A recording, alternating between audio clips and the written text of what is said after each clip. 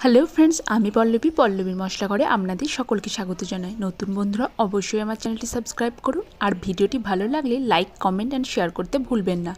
আজকে আমরা বানাতে চলেছি চালতার একটা রেসিপি। গ্রাম বাংলায় এই রেসিপিটা খুবই প্রসিদ্ধ, চালতার টক বা চালতার আচার। চলুন রেসিপিটি শুরু করা যাক। এখানে আমরা একটা বড় সাইজের চালতা নিয়েছি। দেখুন, এটাকে আমরা প্রথমে ভালো করে কেটে পরিষ্কার করে নেব। এটাকে প্রথমে আমরা 4 ভাগ করে নিচ্ছি। প্রথমে হাফ করে নিতে হবে। দেখুন, এটা 2 ভাগ করা হয়ে গেছে। এরপর এটাকে আমরা আরও 2 ভাগ করে নেব। তারপর করে এক একটা করে পেঁয়াজের খোসার মতো এক একটা করে এটাকে ছাড়িয়ে নিতে হবে, তাহলে এটা খুব ভালোভাবে পরিষ্কার করে যাবে। কাটা হয়ে গেলে আমাদের প্রত্যেকটা খোসাটা ছাড়িয়ে নিতে হবে আর মাঝখানের ফুলটা আমাদের ফেলে দিতে হবে। এটা আমাদের রান্নাতে লাগে না। দেখুন, এইভাবে পরিষ্কার করে নেওয়া হচ্ছে। পুরো চালতাটাই আমাদের কাটা হয়ে গেছে। এরপর এটা আমরা শিলে থেতো করে নেব, নাহলে এর ভিতরে কোনো মশলা ঢুকবে না। দেখুন, এইভাবে আমাদের একটা একটা করে সমস্ত চালতাটাকেই থেতো করে নিতে হবে। আমাদের চালতাটা থেতো করা হয়ে গেছে।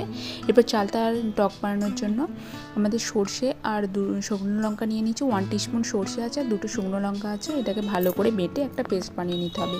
শিলে বাটা মশলার এর স্বাদ অনেক গুণ বেড়ে যায়, তাই এখানে শিলে বাটা মশলাই ব্যবহার করা হচ্ছে। দেখুন, এইভাবে আমাদের সর্ষের পেস্টটা বানিয়ে নিতে হবে। এরপর চালতা থেতো করে চালতাটাকে আমরা গরম জলে নুন ফেলে এটাকে ভালো করে ভাপিয়ে নেব, তাহলে এর মধ্যে যে কষাটে ভাবটা আছে সেটাও দূর হয়ে যাবে। একবার অবশ্যই এইভাবে বানিয়ে দেখবেন। এই রেসিপিটি খুবই টেস্টি এবং গ্রাম বাংলার একটি প্রচলিত রেসিপি। দেখুন, চালতাটা ফুটে উঠেছে। এটাকে আমরা একটু নেড়ে চেড়ে নেব। এরপর এটাকে গ্যাসের ফ্লেম অফ করে আমাদেরকে জল থেকে ছেঁকে নিতে হবে। এরপর রেসিপিটি বানানোর জন্য আমরা কড়াইয়ে 2 টেবিল স্পুন সর্ষের তেল দিয়ে দিয়েছি।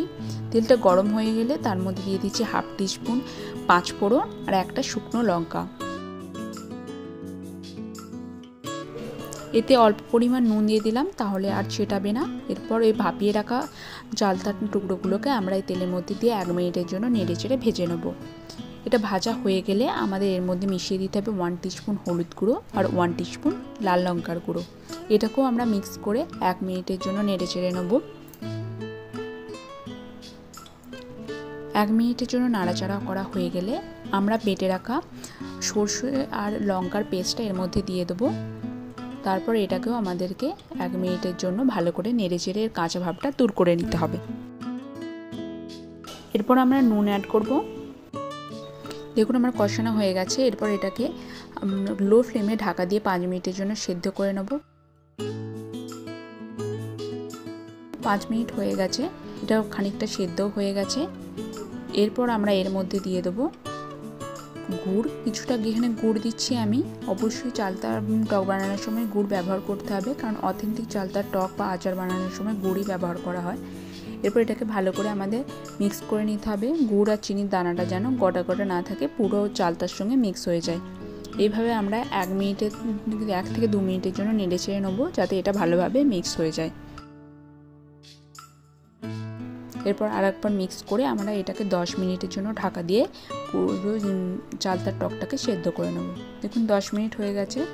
আমি একবার চেক করে নেব চালতাটা সেদ্ধ হয়েছে নাকি। চালতাটা সেদ্ধ হয়ে গেছে। আমাদের চালতার রেসিপি একদম রেডি হয়ে গেছে। অবশ্যই রেসিপিটি ট্রাই করুন। এই সময় এই রেসিপিটি পাওয়া যায়, সিজনাল একটা ফ্রুট। আশা করি আপনাদের রেসিপিটি খুব ভালো লেগেছে। ভিডিওটি ভালো লাগলে লাইক, কমেন্ট, শেয়ার করবেন। Please subscribe my channel. Thank you for watching.